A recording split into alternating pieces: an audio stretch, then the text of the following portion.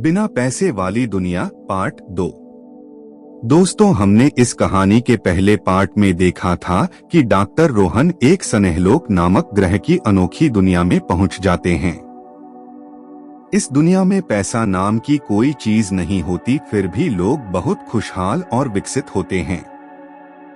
इस दुनिया से प्रभावित होकर डॉक्टर रोहन यह अरमान लेकर पृथ्वी पर वापस लौटते हैं कि वह पृथ्वी को भी सनेहलोक जैसा खुशहाल और सुंदर बनाएंगे। पृथ्वी पर लौटने से पहले जब डॉक्टर रोहन सनेहलोक पर अपने अंतरिक्षयान में बैठने जा रहे होते हैं तो उन्हें सनेहलोक के एक विद्वान सावधान करते हुए कहते हैं कि अब आपने सनेहलोक के दर्शन कर लिए हैं, लेकिन आप जिस पृथ्वी पर जा रहे हैं वहां इस समय पैसे का ही बोलबाला है। डॉक्टर रोहन, आप अपनी दुनिया में सनेहलोक का जिक्र सोच समझकर करिएगा, कहीं आप संकट में ना पड़ जाएं। डॉक्टर रोहन सनेहलोक के विद्वान की बात सुनने के बाद अंतरिक्षयान में बैठकर पृथ्वी की ओर उड़ जाते हैं।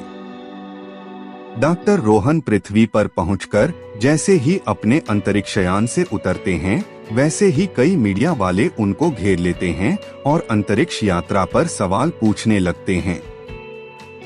एक पत्रकार पूछता है, डॉक्टर रोहन, क्या आपको ऐसा कोई प्लैनेट मिला जहां जीवन हो? डॉक्टर रोहन कहते हैं कि मुझे एक ऐसा ग्रह मिला है जहां सिर्फ जीवन ही नहीं बल्कि बहुत ही खुशहाल और विकसित जीवन है। एक महिला पत्रकार हैरान होकर डॉक्टर रोहन से सवाल करती है, डॉक्टर रोहन, हमें और कुछ बताइए इस अनोखी दुनिया के बारे में। डॉक्टर रोहन कहते हैं कि मैं बाद में खुद विस्तार से आप सबको सनेहलोक के बारे में बताऊंगा। अभी मैं इतना ही बता सकता हूं कि उस अनोखी दुनिया में पैसा या करेंसी नाम की कोई चीज नहीं है। यह कहते हुए डॉक्टर रोहन अपने घर जाने के लिए तेजी से निकल जाते हैं। डॉक्टर रोहन का बयान बड़े बड़े न्यूज चैनलों पर इस टाइटल के साथ ब्रेकिंग न्यूज में चलने लगता है, बिना पैसे वाली दुनिया की खोज। डॉक्टर रोहन गाड़ी से अपने घर जा रहे होते हैं। डॉक्टर रोहन को उसी समय उस रिसर्च सेंटर से फोन आता है, जिस रिसर्च सेंटर के स्पेस प्रोजेक्ट के तहत डॉक्टर रोहन को स्पेस में भेजा गया था। रोहन को फोन पर बताया जाता है कि रिसर्च सेंटर की मेन फाइनेंसर कंपनी ने अर्जेंट मीटिंग बुलाई है। इस मीटिंग में आपको अभी पहुंचना है। डॉक्टर रोहन रिसर्च सेंटर की तरफ गाड़ी मोड़ लेते हैं। जब वह रिसर्च सेंटर जा रहे होते हैं तो रास्ते में सड़क पर खड़ा एक आदमी उनसे कुछ कहने की कोशिश कर रहा होता है, लेकिन डॉक्टर रोहन समझ नहीं पाते कि वह क्या कहना चाहता है और देर ना हो जाए इसलिए वह गाड़ी रिसर्च सेंटर की तरफ तेजी से बढ़ा देते हैं। जैसे ही वह रिसर्च सेंटर के गेट के अंदर जाते हैं उन्हें कड़े पहरे में ले लिया जाता है और एक केबिन में बैठा दिया जाता है। कुछ देर बाद उस कंपनी के कुछ लोग आते हैं जिन्होंने स्पेस प्रोजेक्ट में पैसा लगाया होता है। वह धमकाते हुए डॉक्टर रोहन से कहते हैं, तुमने एयरपोर्ट पर जो सनेहलोक के बारे में बोला वह ठीक नहीं है। डॉक्टर रोहन कहते हैं, लेकिन मैंने तो वही कहा जो सच था। कंपनी के लोग डॉक्टर रोहन से कहते हैं, जो हुआ सो हुआ, अब तुम सनेहलोक की सारी वीडियोस, फोटोज और सबूत हमारे हवाले कर दो। अब तुम्हारा इस प्रोजेक्ट से कोई लेना देना नहीं है और अब ना ही तुम इसके बारे में किसी को कुछ बताओगे। वह डॉक्टर रोहन के हाथ में एक लिफाफा देते हुए कहते हैं, इसमें तुम्हारा पासपोर्ट और वीजा है। तुम यह देश छोड़कर अभी यहाँ से जा रहे हो। डॉक्टर रोहन हैरानी से पूछते हैं, लेकिन ऐसा कैसे हो सकता है? मैं तो अभी अपने घर भी नहीं गया, अपने परिवार से भी नहीं मिला। कंपनी के लोग डॉक्टर रोहन को बताते हैं कि तुम्हारा परिवार हमारे कब्जे और निगरानी में है। अब तुम अपने परिवार से कभी नहीं मिल पाओगे और जब तक तुम हमारी बातें मानते रहोगे तुम्हारा परिवार सुरक्षित रहेगा। और अगर तुमने इस स्पेस प्रोजेक्ट और सनेहलोक के बारे में किसी को कुछ बताया तो समझो तुम्हारा परिवार नहीं बचेगा। डॉक्टर रोहन वीजा लेकर एयरपोर्ट की तरफ जा रहे होते हैं तो उन्हें वही आदमी मिलता है जो उन्हें रिसर्च सेंटर जाते समय रास्ते में मिला था और कुछ कहना चाहता था। वह डॉक्टर रोहन को बताता है, सर मैं उसी रिसर्च सेंटर का एक छोटा सा कर्मचारी हूँ।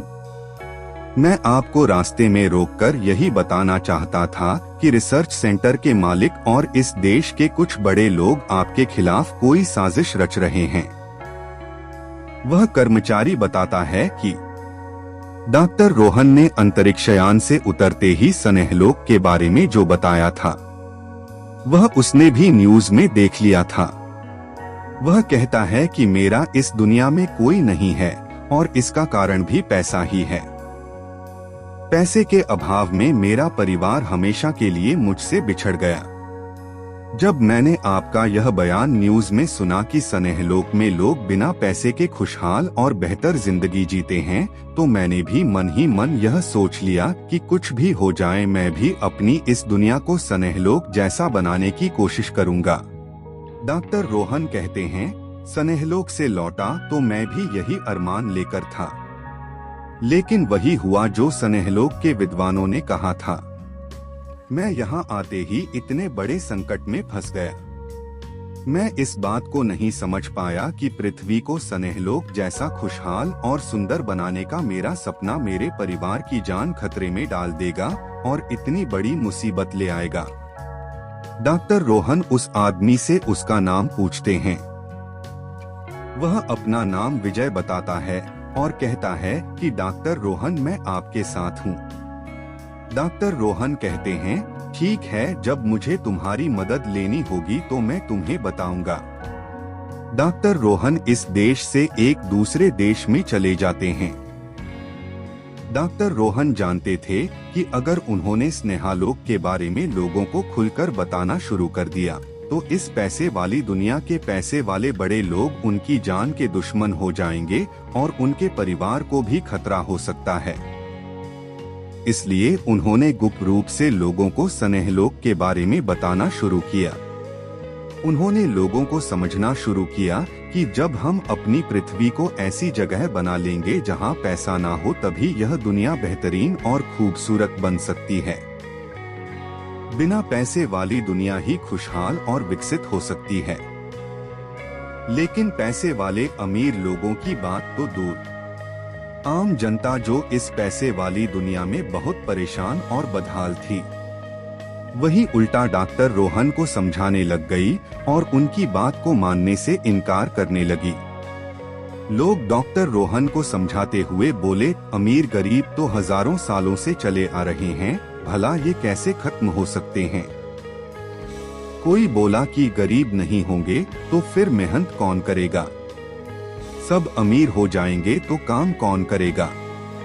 किसी ने कहा कि सब बराबर नहीं हो सकते हैं, अमीर गरीब तो आदमी अपनी मेहनत और दिमाग के हिसाब से बनता है। कुछ लोगों ने कहा यह तो कभी खत्म नहीं होगा, पैसे के बिना जीवन असंभव है। कुछ लोगों ने उनका मजाक उड़ाते हुए कहा, डॉक्टर साहब के पास पैसे नहीं हैं, इसलिए ऐसा कह रहे हैं। अगर यह अमीर होते तो यह भी कभी ना कहते कि पैसे वाली दुनिया खत्म कर दो। हालांकि कुछ समझदार लोग यह भी कहते हैं कि आपकी बातें तो सब अच्छी हैं और हम मानते भी हैं, लेकिन हम कर क्या सकते हैं। कुछ लोग डॉक्टर रोहन को यह भी कहते हैं कि अमीर गरीब वाला सिस्टम नहीं बल्कि इंसान ही गड़बड़ है, दुष्ट है, बदमाश है और धूर्त है। कुछ लोगों ने डॉक्टर रोहन को समझाया, देखिए आज विकास कहाँ जा रहा है, टेक्नोलॉजी कहाँ जा रही है, नई नई टेक्नोलॉजी आ गई, मशीन आ गई, कितना विकास हो गया, और आप कह रहे हैं अमीर गरीब वाली दुनिया में विकास संभव नहीं है। लेकिन डॉक्टर रोहन अब वह दुनिया देख चुके थे जहां बिना पैसे के ही जीवन खुशहाल और विकसित था। इसलिए उन्होंने अपने व्यवहारिक और वैज्ञानिक नजरिए से लोगों के हर सवाल के तर्कपूर्ण उत्तर दिए। कई बार लोग कुतर्कों के साथ बहस करते रहते हैं, कई बार लोग निरुत्तर हो जाते हैं, दोस्तों, इस कहानी के तीसरे पार्ट में हम देखेंगे कि डॉक्टर रोहन लोगों के सवालों के क्या जवाब देते हैं। क्या डॉक्टर रोहन पृथ्वी को स्नेहलोक जैसा खुशहाल और विकसित बना पाएंगे, या वह हार मानकर इस पैसे वाली दुनिया को ही फिर से अपना लेंगे। दोस्तों, वीडियो पसंद आया हो तो लाइक और शेयर कर दीजिए और नए वीडियो के लिए हमारे चैनल को भी सब्सक्राइब कर लीजिए। धन्यवाद।